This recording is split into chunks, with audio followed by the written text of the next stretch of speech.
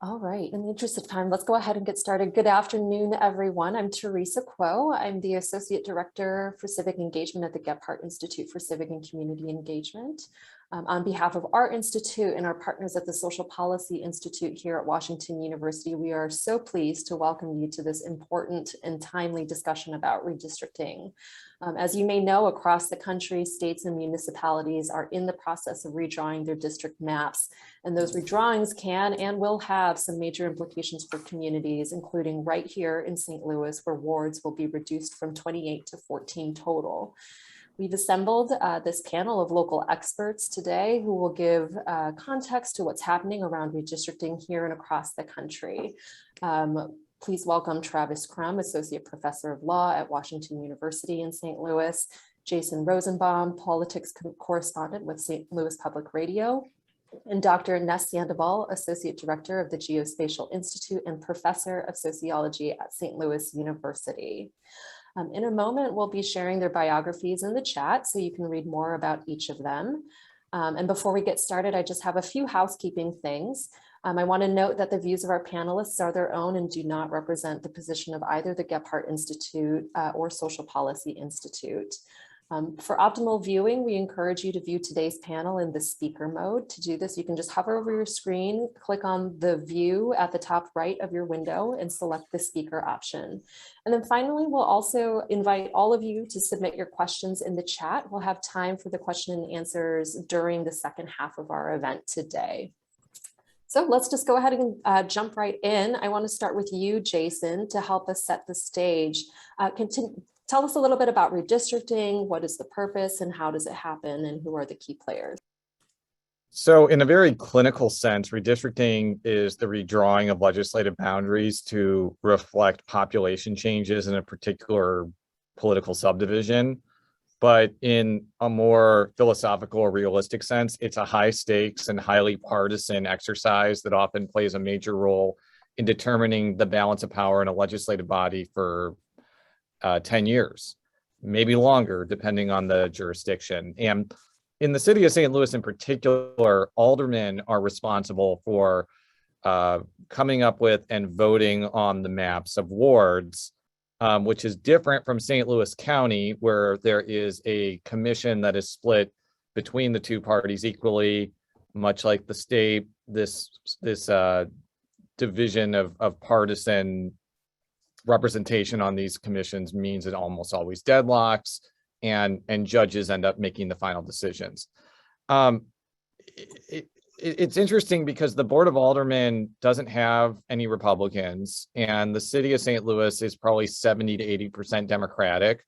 So what makes this redistricting process a lot different than, say, in the state or the county is it's not really a competition between parties, like political parties. It's really a competition between factions that are very difficult to really define and describe, but I think often have to do with alliances between executive political leaders, whether it be the mayor or the Board of Aldermen president. I think we'll get to this in a minute, but having monitored the process from afar and also read the coverage of some of my colleagues, in a weird way, even though the Board of Aldermen process has the potential to be quite partisan because the aldermen themselves vote on maps, the way the Board of Aldermen is divided fairly evenly between rival factions has created an outcome that I don't really think is highly partisan, because there's no real way for one side or the other to overwhelm each other with like partisan gerrymandering. And so like what you've seen is that like some allies of Lewis Reed were able to get their own wards, but some are going to have to run in 2023 against other aldermen. And some people that are fans of Tashara Jones have their own wards, and some are paired with other aldermen. And even the people that are paired don't have other aldermen to run against are not necessarily safe, because somebody who's not in office could run against them. So I think we'll explain in a minute. I don't think that the process was smooth. I'm sure Travis is going to explain that like the first map was wildly unconstitutional. But I've definitely seen worse processes. I've definitely seen worse outcomes. And it's hard for me to get super animated about this outcome when I see states like Illinois or Texas or North Carolina, which are far more egregious than what we're seeing now. So I'll let the other people speak. I have a lot more to say, but that's kind of my first crack at this discussion. Yeah, thanks, Jason. So to even back it up a little bit further, Ness, census data plays such a huge role in the redistricting process. And curious from your perspective, what are some of the trends and shifts from the 2020 census that will impact the way maps are drawn, both nationally and also here in St. Louis? Absolutely. So I think there are a couple of points to think about. First, the data that we're using is actually old data already. It's April 1st, 2020. And so if you've been following the trends for the city of St. Louis, the city of St. Louis has been changing. And I think one of the big trends that we've been tracking since about 2014 is that the city is losing its Black residents, it's losing Black families. And so there's no evidence that we have that trend has stopped. The second trend that we saw is that the decline of the white population has started to stop. It's still a small decline, but it's not as big as it was, let's say 15, 20 years ago. And so we also see an increase in the Hispanic population, the Asian population, and the population identifies as two or more races. And so it is possible when we look at 2030 that the white non-Hispanic population will be larger than the Black population in the city of St. Louis. And so when we think about these maps, I think as Jason pointed out, we live with these maps for 10 years. And so what I would like the city to produce, and we can do this also, is to show these wards to see how stable they are, or if they have a declining population or a population that's increasing, to give residents an understanding of what these wards are going to look like in 5-10 years based on the demographic momentum that's been happening over the past 2 decades. And that's not happening. And so I think the question that I get, and I was talking about this briefly, I received about 50 emails from citizens wanting data. And the question that I'm getting is, what data are they using?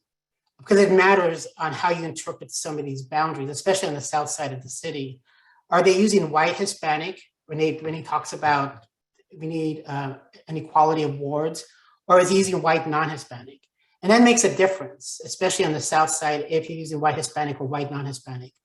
And then it's not clear to me why there's not much of a discussion or how two or more races is being used, because that's actually, if you look at it in the city of St. Louis, that's one of the third largest group in the city as a demographic group. And that seems to be very invisible, at least in the data tables that they're providing. So there's a lot of questions that I think people are concerned about. And I think to Jason's point that this is not partisan, but what's changed about the city, because it's not a Democratic Republican issue, it's an issue about openness and transparency. And I think that's where a lot of the movement's coming from. Yeah, thank you for that. It reminds me of conversations also that I've had with Travis about language access and whether or not that gets hidden if we don't use different types of data. So I'm gonna ask Travis to speak a little bit to expand on some of the federal redistricting guidelines and dig into the different approaches of drawing maps. And what do you anticipate as some of the potential legal challenges to maps coming around this round of redistricting? Thanks, Teresa, for having me. I'm very happy to be here with my co-panelists, Jason and Ness. So, looking at the federal requirements, there's basically only 3 left. The Supreme Court has deregulated the redistricting process very much in the past 10 years. And so one federal requirement that exists is one person, one vote. Typically, that's a pretty easy requirement to meet. For state legislative districts or for local city council type districts, you can have a 10% total population deviation, so plus or minus 5% really. As Jason mentioned, the first draft map that came out of the St. Louis City Council had a range between negative 8.67% and positive 25.25%. That's a huge margin. And I know that the folks who are in the map making business said, this is just a draft, but a draft that is that blatantly unconstitutional was a poor starting point. And I think it kind of it left a sour taste in many people's mouths to sort of start this process. Now, the second and third federal requirements that exist for redistricting involve how race is treated. And in many ways, these present a kind of Goldilocks problem, because the Voting Rights Act requires the consideration of race under certain circumstances. But a line of cases that's known as Shaw, named after Shaw v. Reno, says that race cannot predominate during the redistricting process. So under the Voting Rights Act, if a minority group is 50% plus one in a compact geographic area, i.e. there's residential segregation, and there's racially polarized voting, that's a pretty strong thumb on the scale that you're going to need to create a majority minority district in that area. On the flip side, though, you can't have race subordinate other things like traditional redistricting principles, like compactness, like respect for political subdivisions, respect for communities of interest. And so balancing those two things can be really difficult. And, kind of looking to the future, I think we're going to see these two lines of doctrine come more and more in conflict with one another in the next few years. And to sort of take this into the St. Louis context, and this is happening across many cities, as Jason pointed out, St. Louis is overwhelmingly Democratic. And so it's not partisan in the sense that you get for congressional districts and state legislative districts. Well, what that means for these doctrines is that in a Shaw case, one of your defenses is typically, well, we're not redistricting because of race, we're redistricting because of party. And so Republicans will say, oh, we created this majority Black district in North Carolina because we are gerrymandering the entire map to help Republicans, and packing Black voters or Democratic voters into this area helps us do that. And so you have this party defense to this type of claim. You don't have that at a city level in St. Louis. And St. Louis is not unique here. I mean, other cities across the country are having similar fights within the Democratic Party. Chicago was having a big fight as to whether or not to create a new majority Latino district because a lot of the population growth was in the west part of Chicago, that is predominantly Latino, but that would have necessitated the dismantling of one of the majority Black districts. And so this type of power dynamics within the Democratic Party is happening at the local level across the country.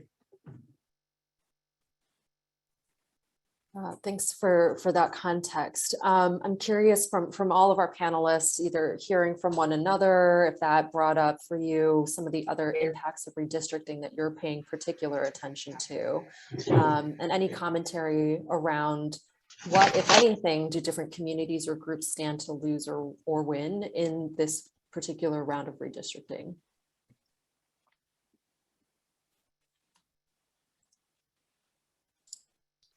I can just speak from a demographic perspective. And I have not, I've been looking and haven't been able to find this answer, if the city is actually using white Hispanic and as its measure of looking at the demographics, because if they are, that would be, St. Louis would be one of the few cities in the country that would be using that form of a categorization. Most other metropolitan cities who are going through this process are using white non-Hispanic, Black non-Hispanic, in creating these maps. So it's not clear to me, especially after the first and second map were made, it was very clear that they were using white Hispanic and presenting the numbers and thinking about these districts. I've yet to see the city actually say that they are not doing it. If that, like I said, for me as a demographer, that would put the city in a small group of cities that's using white Hispanic. And it has implications. It has, especially when you get into the city maps, especially on the south side, of what those boundaries may look like. And I think some people they're upset about it, that the city's not being transparent. And I think that would be my critique in looking at other cities, is St. Louis could be more transparent. Other cities are making their shapefiles available, are providing pretty good metadata that shows us how we could reproduce the maps. The city of St. Louis is not at that level yet. Yeah, could you or others speak to a little bit to what those implications are, whether it's around this specific case of using white Hispanic or white non-Hispanic persons or not, or even other ways that people may be interpreting what you referenced, Travis, as sort of communities of interest. Can you speak to some of those implications?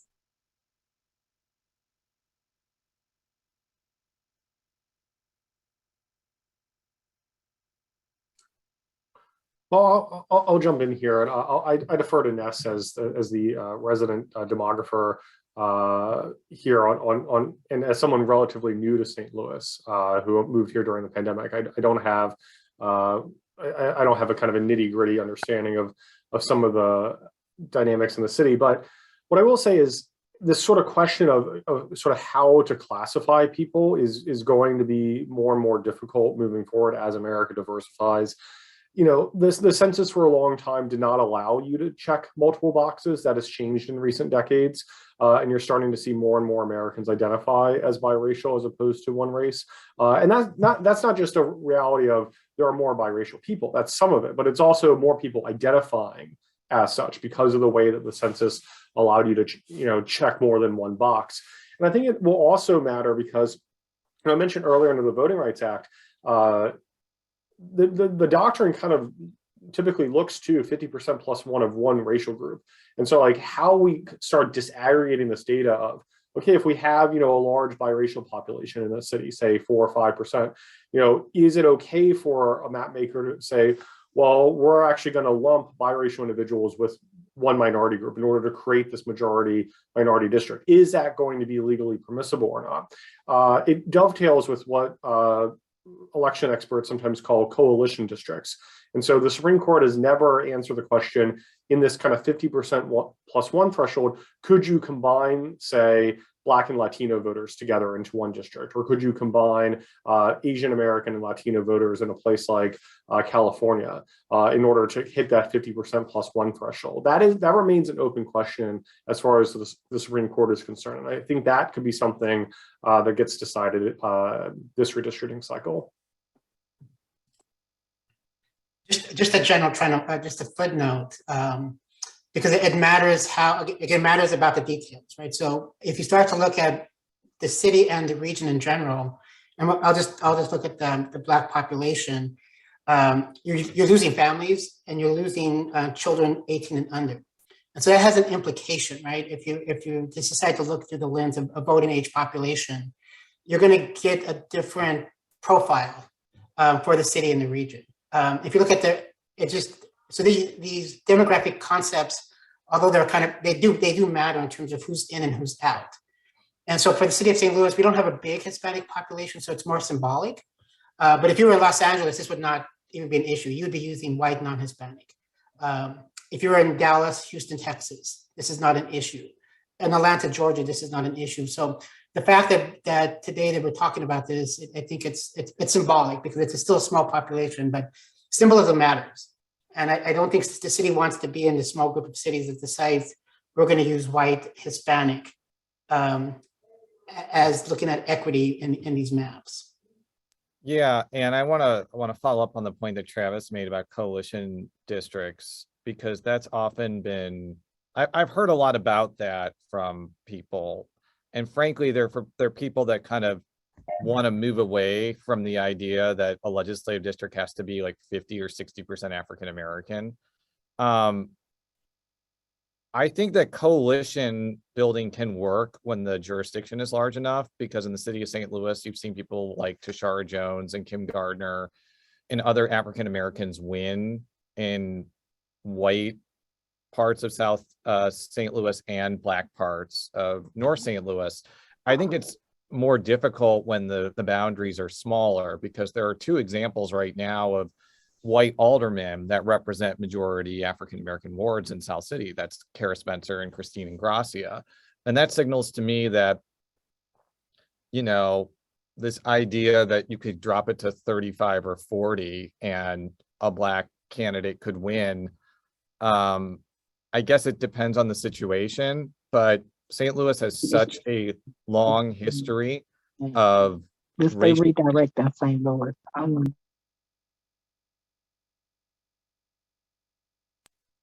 Did something just happen? I think it was a participant muting issue. Go ahead, Jason. Okay, because I was just muted. I was like, oh man, am I making a terrible point here? St. Louis just has a really long history of racially polarized voting, even in a situation where it's around 50% and white candidates still win. We saw that in a state Senate district in the 2010s in North St. Louis County, where Gina Walsh, who's white, represented a majority Black area, and it was only in the 50s. So I tend to be a little bit skeptical that this idea of coalition districts could really protect like Black representation in governmental bodies in St. Louis, just because oftentimes and it's as I mentioned in the outset of this explanation, it's not apples to apples. There are instances where white voters will vote for Black candidates. There are just a lot of instances where white voters will vote for white candidates and Black voters will vote for Black candidates. So it signals to me that the percentage has to be higher than maybe some people want. Yeah, and just to sort of continue the conversation off Jason's point, I think we're talking about slightly different things. So coalition districts, it might be hard to even create them in St. Louis, just given the numbers here. But coalition districts typically means you're talking about two groups that are demographically minorities.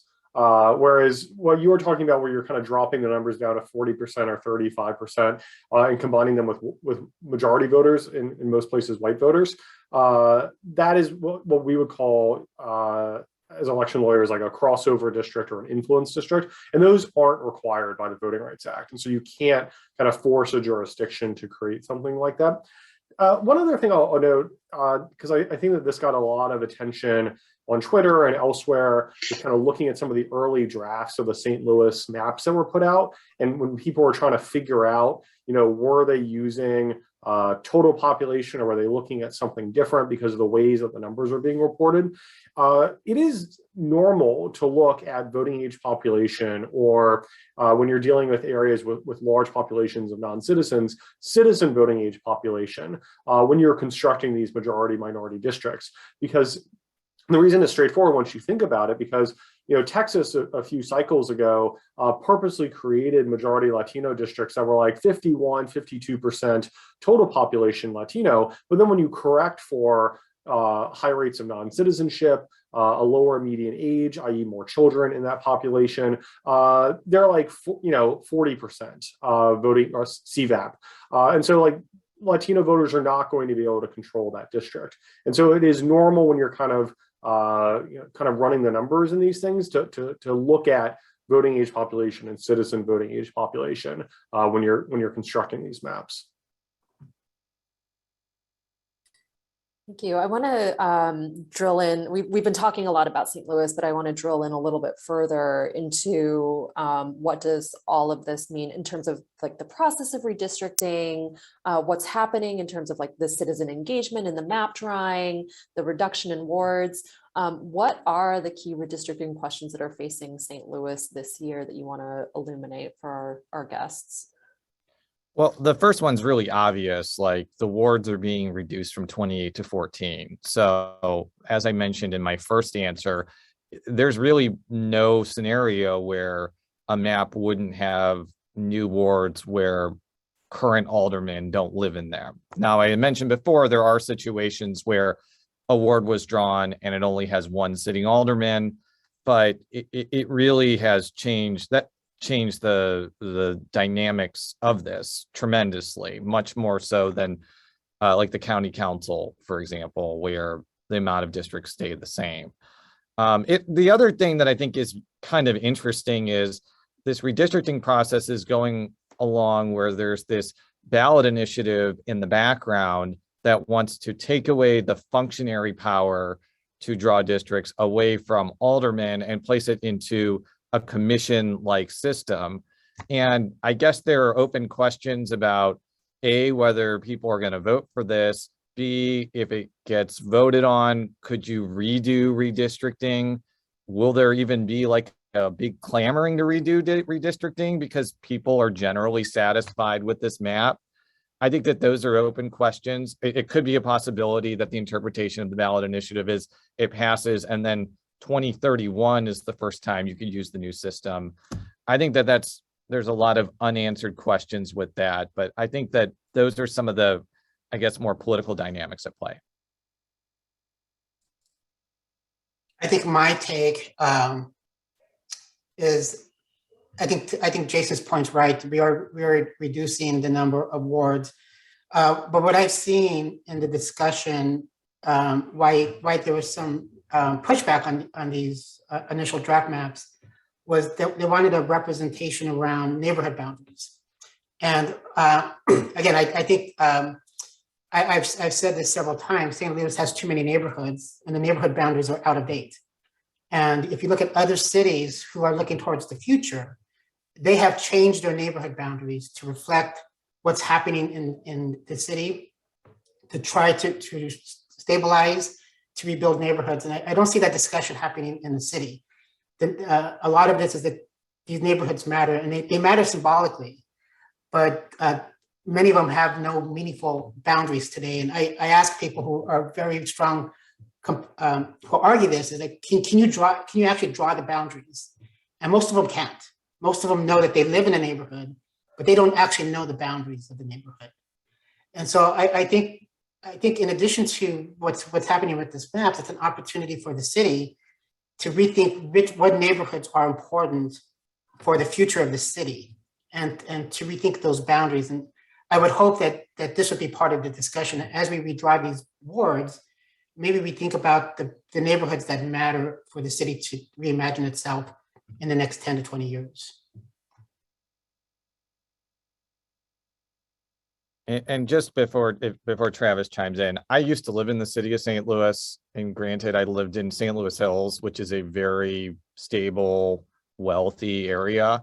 But we had 2 aldermen, and my life did not change appreciably because we had 2 aldermen. Yet, in this discussion about redistricting, there's been a real emphasis on not breaking up neighborhoods. And I would imagine there are certain neighborhoods in the city that probably require just 1 alderman. So I want to make that clear. But I totally agree with Ness's point that this idea about neighborhoods in the city of St. Louis probably needs to be reimagined, and some of them need to be redrawn altogether.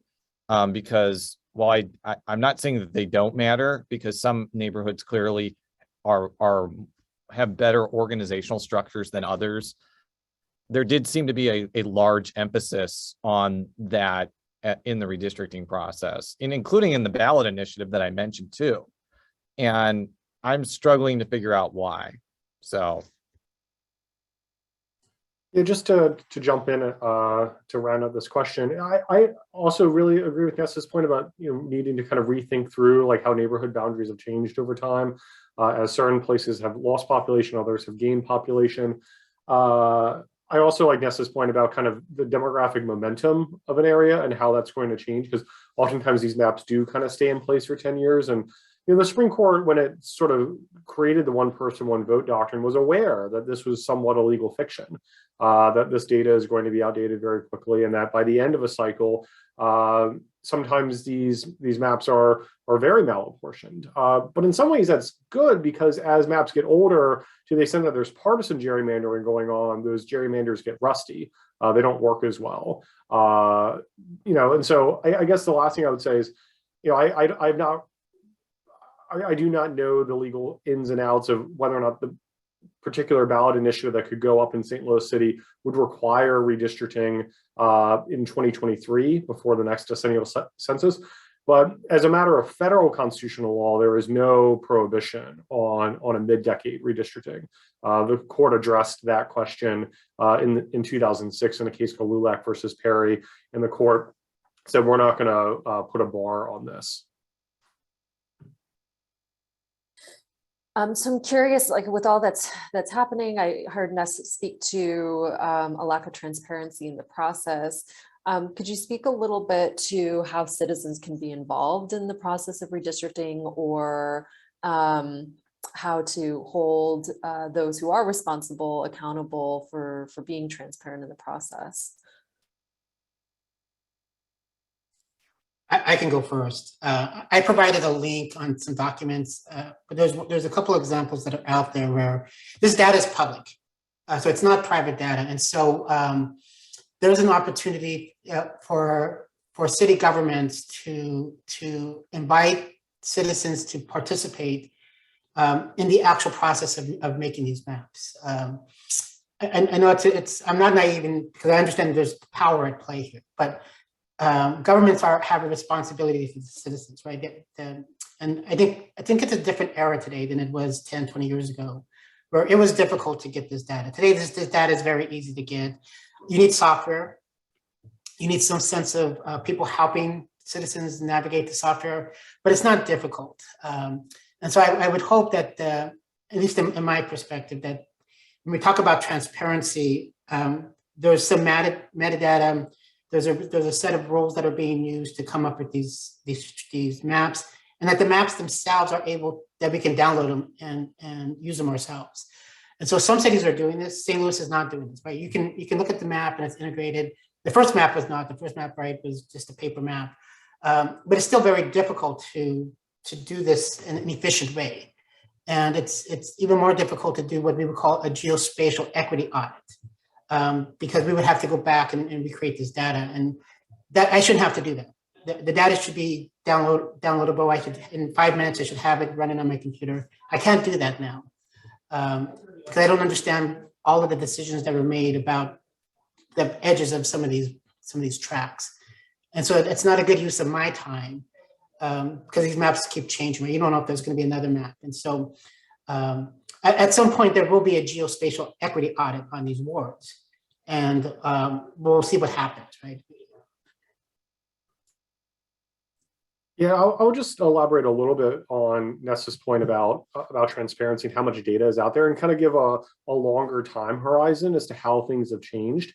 You know, in the 70s and 80s, you know, when redistricting would take place, I mean, they would rent out school gymnasiums and they would go and get maps and kind of lay them down on the floor and like draw lines that way. I mean, that was a pretty common practice in the pre-computer age. In the 70s and 80s. And then in the 90s, you started seeing some states develop sometimes their own redistricting softwares. Texas created something known as Red Apple that did redistricting. And started to see software companies like Caliper get involved in this. And so for the 90s, 2000s, and 2010 cycles, the software was what was really driving this. And it hadn't really been democratized yet. You didn't have open source programs like District Builder and Dave's Redistricting app. You didn't have people be able to kind of play with these maps on their own. And that's starting to change this cycle. And Nessa's right that the more data that you put out there, the more kind of accountability and checks on the system that can be created. Now, I think that, you know, the people who are drawing these maps still have some technological advantage. I mean, the Caliper program, the Aptitude for Redistricting program, costs several thousands of dollars. That is not something that your average, you know, kind of person is going to want to spend money on to play with redistricting maps in their spare time. But you don't have the ability to kind of, you know, rent supercomputer time and kind of generate like thousands of maps at the click of a button. But I think things are getting much more leveled than they have in the past. And I think that's a positive in a story about redistricting that I think in the past 10 years has been more negative. Yeah, my point will be fairly short because I'm not really an expert on the software aspect of it. But I have discovered Dave's Redistricting in the last 6 months or so. And a lot of people that follow elections, I guess I don't want to say more passively, but just follow elections really closely, and also have been following redistricting as from a political observer standpoint rather than a demographer standpoint, have found Dave's Redistricting to be especially useful because it is very intuitive about how you can plug data into it and then look for yourself to see like what demographic and partisan breakdowns of certain lines are. And it's also kind of an enjoyable thing to do if you wanted to draw your own map and see how wacky you could be, at least for the state legislative. I don't know if you can go, I don't know if you can do county by county, but I'm sure you could if you wanted to. Great, thank you all. Now this is the time that our audience gets to ask questions. So I'm going to invite my colleague Dan Ferris from the Social Policy Institute to jump in and help facilitate questions from our audience. Great, thanks so much, Teresa. Thanks to our fantastic presenters and to everyone for being here with us today for this critical and timely topic. If folks have been to a Zoom event before, we'll start with the queue that has started to emerge in the chat. If you'd like to bring yourself off mute and ask a question, you can please use the hand raise feature alongside all of those great emojis that you're free to use at any point during the time that we have today. Thanks again. So just kind of working our way through, a question came through from Angelica, thinking about the timing of when decisions are needed and some of the logistics specific to St. Louis around voting taking place, primaries, and what this might specifically look like. Jason, Ness in particular, Travis as well, if anyone wanted to jump in terms of just the overall timing of what this actually looks like in terms of moving things forward with redistricting, specifically in St. Louis, it sounds like. I believe that the map has to be done by the Board of Aldermen by December 31st, 2021. Whatever happens with the initiative petition obviously depends on whether it passes or not. And I would imagine there'll be the claims and counterclaims about what it actually means. So I do know for certain they have to finish the ward map by the end of this year. That is for certain. Thanks so much for that. Another question that came in from Kathleen with the League of Women Voters is, what is the best way for the community to have a discussion on reimagining the neighborhoods and city? Possibly drawing back, Ness, to your presentation and earlier points about how other cities have started to reimagine and look ahead 10, 20 years down the road in terms of what traditional neighborhood boundaries might look like. Folks are familiar with how other cities have actually approached this in a way that centers community input and participation.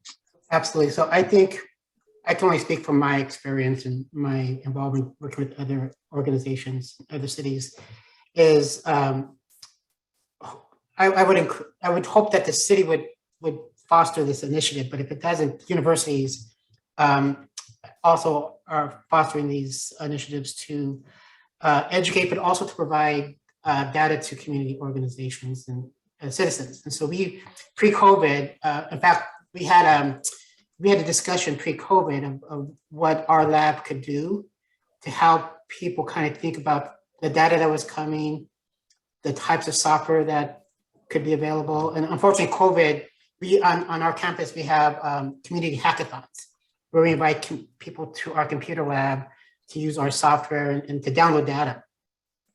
COVID disrupted all that, and so we were not allowed to bring people to campus. And so I would hope that once things start to settle down, we can invite residents and nonprofits back to campus to work on powerful computers, access this data, and make maps that they're not just about the wards, but about their neighborhoods, get to understand their neighborhoods. And so what I can say from my personal experience is that several organizations from other cities had reached out to our lab last spring because they wanted to plan, they were trying to plan how they were going to get that data when it became available.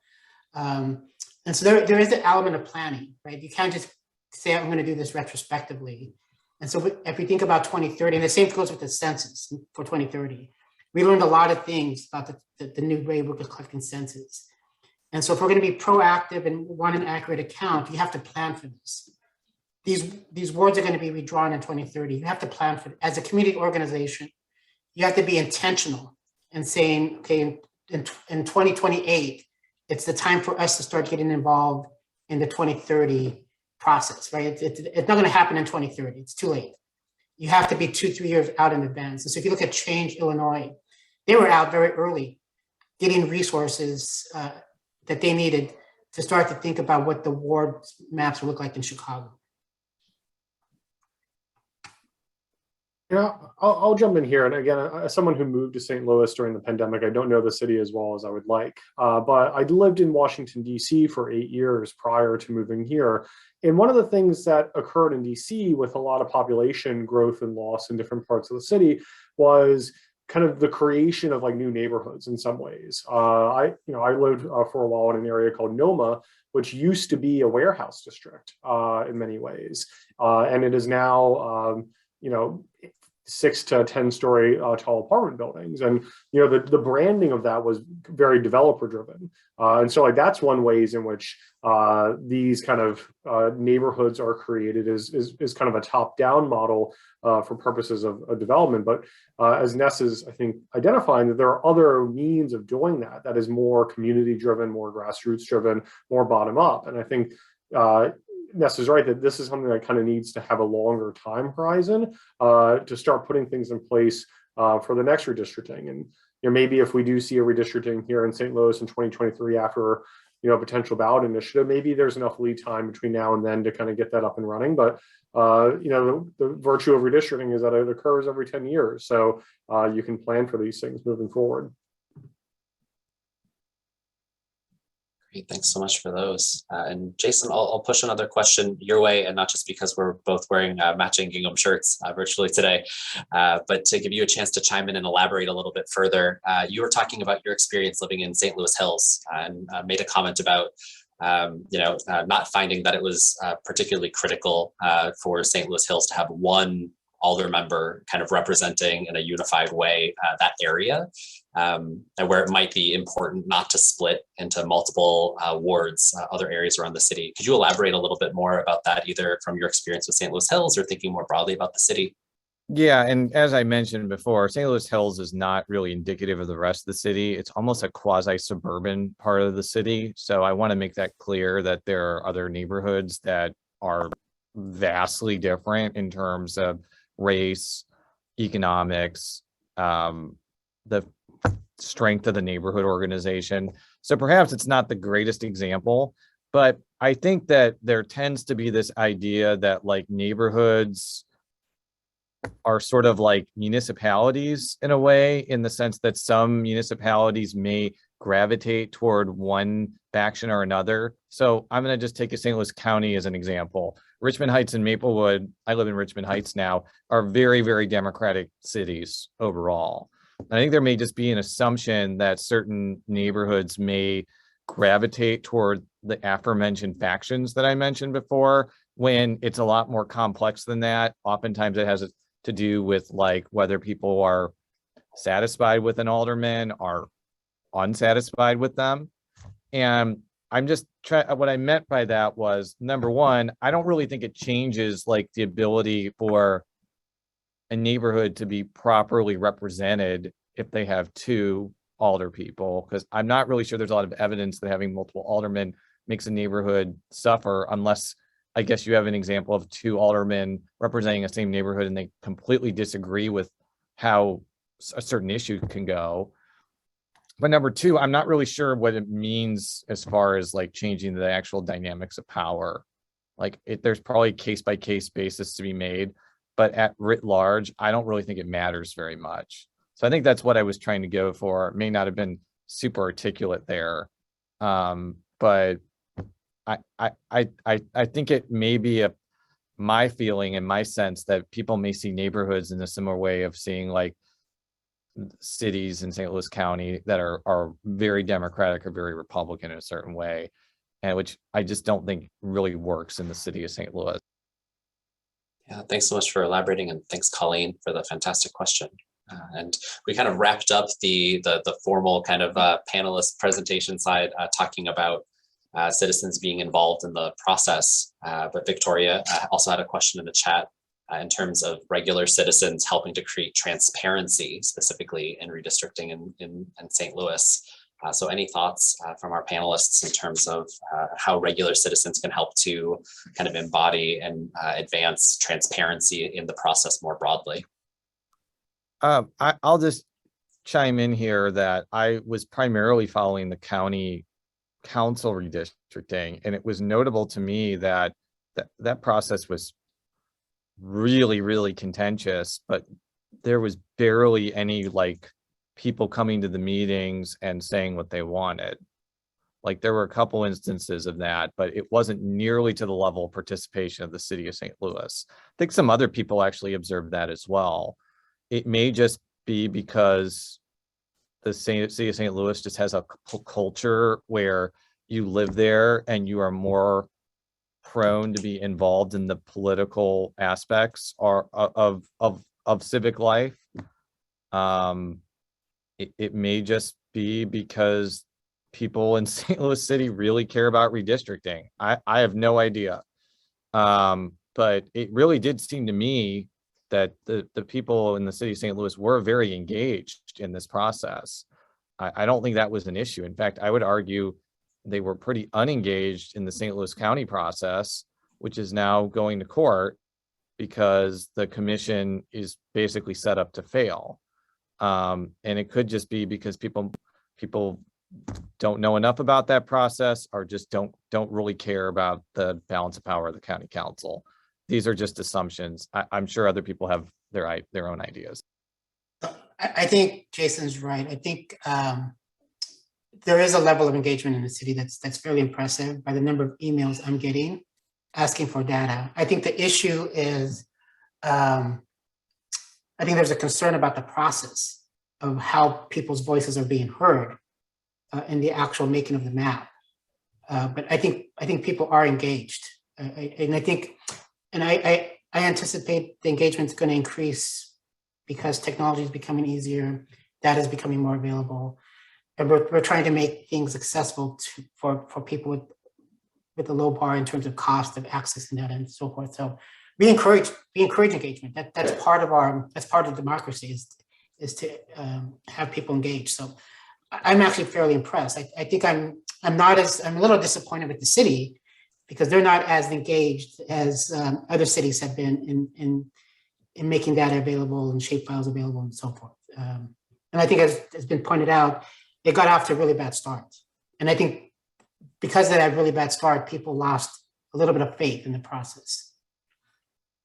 Yeah, now to just chime in, I agree with what Ness and Jason have said. And I threw into the chat a short article by the Brennan Center for Justice at NYU Law School with tips for redistricting commission hearings and for when everyday citizens testify at those types of hearings, how they can be effective in doing so. And this article was put together by folks at the Brennan Center who watched dozens, maybe hundreds of redistricting hearings during the 2010 cycle and kind of looked at when advice was followed. So I would encourage you to check that out. And I would also say that I think one of the reasons that the city redistricting process has gotten a lot of attention and maybe more press is, award reduction is a rare thing. And, we have a little bit of an analogous situation when states gain or lose congressional districts. Those are when the fights tend to be the most interesting because it's kind of like a snow globe. You shake it up and things are going to have to look very different after that type of scenario. And so I think going from 28 wards to 14 wards is one of the reasons you're seeing so much more attention being paid to the city right now than to the county redistricting. Yeah, thanks for plugging the resource and to all of our panelists for the responses on a really important question. We're going to sneak one more question in here from the chat and then wrap things up. But Mary Shannon, I was asking about Prop R affecting this process in particular, but then also looking ahead as well as, if our panelists today believe that Prop R is likely to pass or not. And for folks less familiar with St. Louis and some of these developments, Prop R is a ballot initiative coming up that would transfer the redistricting power from the Board of Aldermen and the mayor's office to a commission, I believe 9-member commission for future purposes. So any of our panelists who would chime in both about the context of how this fits, as well as if you've got your crystal ball or something about whether or not you think it moves forward here in St. Louis. It might end up passing. I have not found that people writ large, except for people who really pay attention to redistricting processes, actually know what redistricting processes are. The best example is in 2018. I think if you went to a lot of people around Missouri and asked how are state legislative districts drawn, a lot of them would say, well, the legislature draws them, and the legislators are voting on their own districts, which is not true. Like, commissions or appellate judges drew them back in 2018. Clean Missouri happened, and it was going to be a demographer or commissions, but most likely demographer. And now it's either commissions or appellate judges. But I mention that because even though I don't think that the outcome of this map is especially egregious. And I think that it kind of treated the warring factions in the city reasonably fairly. I don't know if everyday people are going to really know that that happened. And they may be told, hey, aldermen vote on their own maps and they shouldn't be able to do that. Let's take it out of their hands. And that may be a very enticing thing for voters. Whether or not the political infrastructure of the city, especially in the state, Democratic Party in the city, mobilizes against it, that's another question altogether. I guess I would my big question would be, since a lot of times when you see commissions, they're often try to treat the disparate factions in a certain fair way. Like in the county, you have it split between the Republicans and Democrats. In the state, you have the same thing. In California, it's an independent commission where I guess it's not really split between the two parties, but there's a ProPublica article about how the Democrats were able to easily manipulate that commission in 2011. I'm not really sure what the actual how this commission would handle the various factions in the city, because the factions are really hard to define. They're fluid. They change depending on the issue. They change depending on who's in office, whether it be the mayor, the Board of Aldermen, president. And if you're creating a commission system where the factions aren't really represented or even acknowledged in the process, then I'm kind of curious what the outcome is going to be. Because it's not the same as when you're doing redistricting where there's two clear political parties.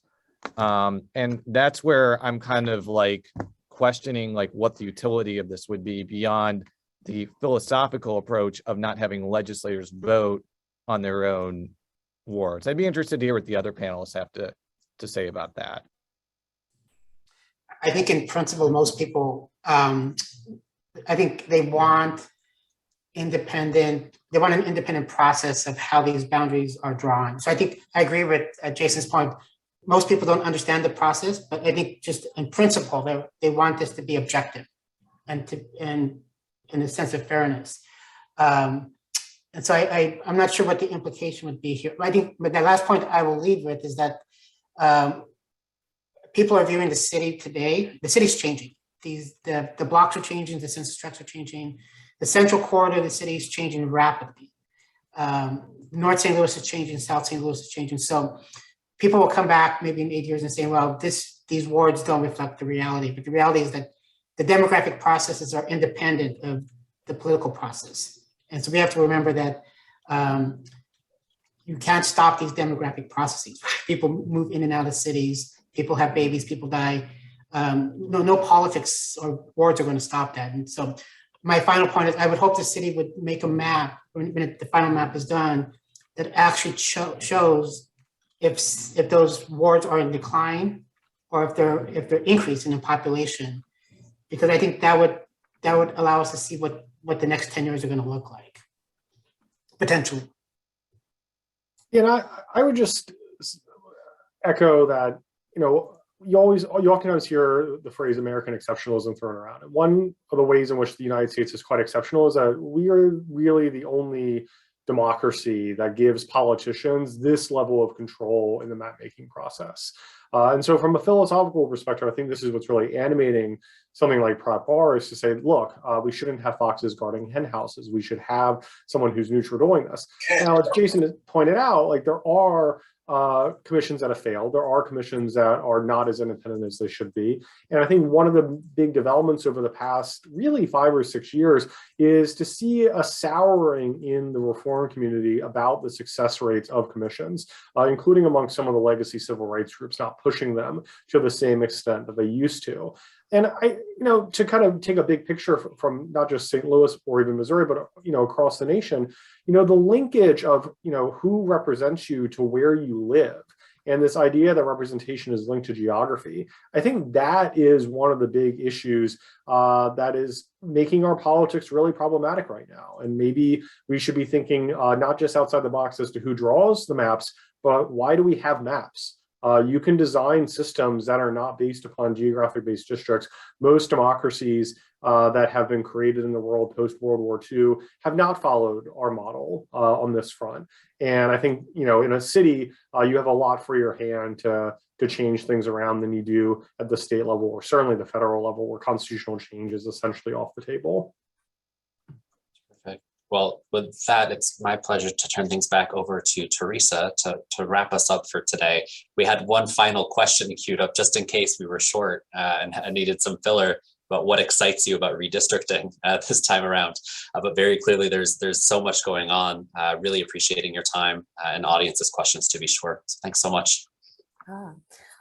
Thank you, Dan, for fielding all of the questions. And I want to thank all of our panelists for sharing your insights and expertise today. And what a way to end with some visionary thinking about it doesn't have to be the way that we've done it all of this time. I want to thank our partners at the Social Policy Institute for working alongside us to co-host this event today. And of course, thank you to all of you for joining us today for this important conversation. Before you leave, Rose has dropped into the chat a brief evaluation that we would welcome your comments and feedback. And we'll also follow up with the additional resources to further your learning on redistricting, including the links that folks shared in the chat today. Again, our many thanks to all of you for joining, and we hope you have a great week and continue following this important conversation.